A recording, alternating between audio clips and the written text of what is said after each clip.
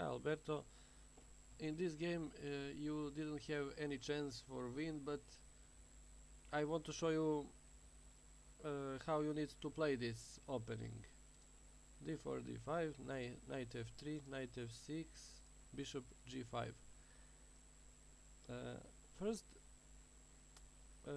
probably I want to open diagonal for my bishop because I expect for you to play e6, and then I will have some nice diagonal for my bishop, but probably this is not the best move for white.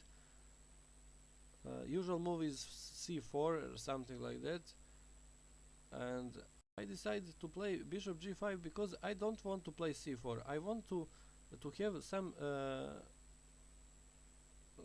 different pawn structure, c4, c3, e3, and bring my other bishop to d3, and when I castle, to try to have some space with knight on e5, and then to push f pawn. And when I have some advantage in center, to start to attacking you on king side, and I achieve what I want in this game, and maybe because you help me. c5, c3, that is also normal, and now I play knight e5. Probably you should play one or two moves before knight from b to d7, and when I play knight e5 you can capture that knight, and when you move your knight probably on d7, we will exchange the bishops, and that will be probably equal position.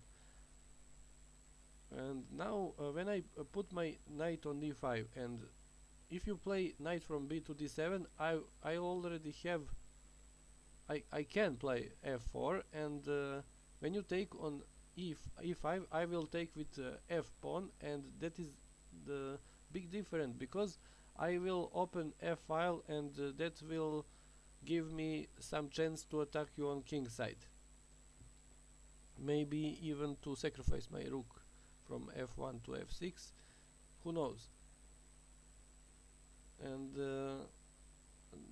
only because of that you need to play first knight to b from b to d7, then castling, but that is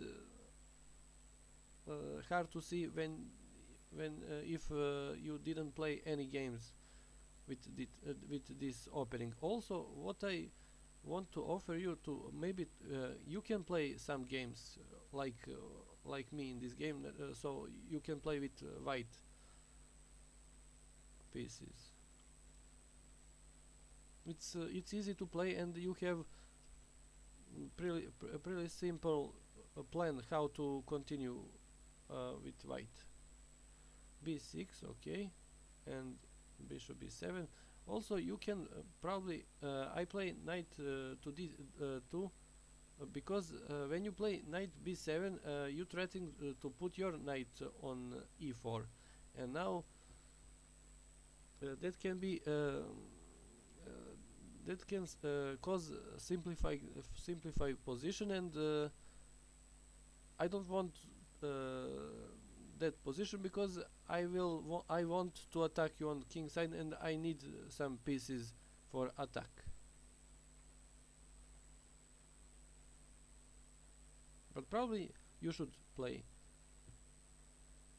in this position knight to e4.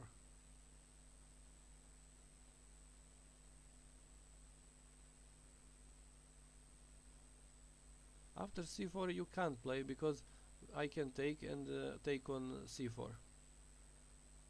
And after h6 I played h4. That is usual move for me, because I play one game or maybe even more, but I know for sure for one game when I play this move I had maybe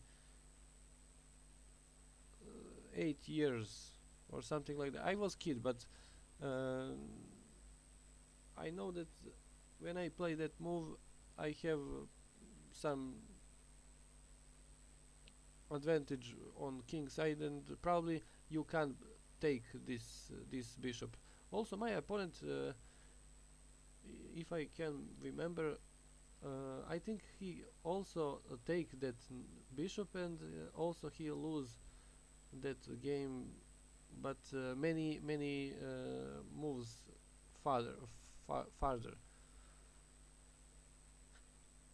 Okay, you take, and when I play queen to f3, I think this position is almost over, because I don't know how you can defend that position. King g7, you decide to give back material, but you are pretty weak on king side.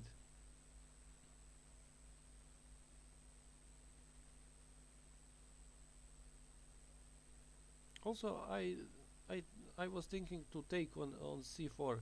Many moves. Almost every move when I play something, I also can take on c4, because if you take, I will take on b7. But this is only one pawn, and I decided to not take, to don't take. But also, I wanted to have some advantage on h file, and to give you checkmate as soon as possible.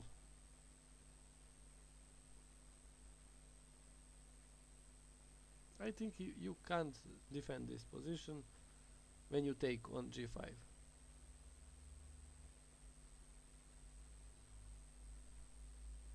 So what we can learn in this game: first, when your opponent play such move, knight e5, you need to think this knight is really annoying for black, and you need to do something. You play bishop b7, c4, h6, but you didn't mm, react. You didn't do anything to move that knight from e5. Maybe you should play maybe in this position, knight from f to d7, and offer exchange bishops, and after that to play f6, and my knight will go back. So this is one of your option what you can play, and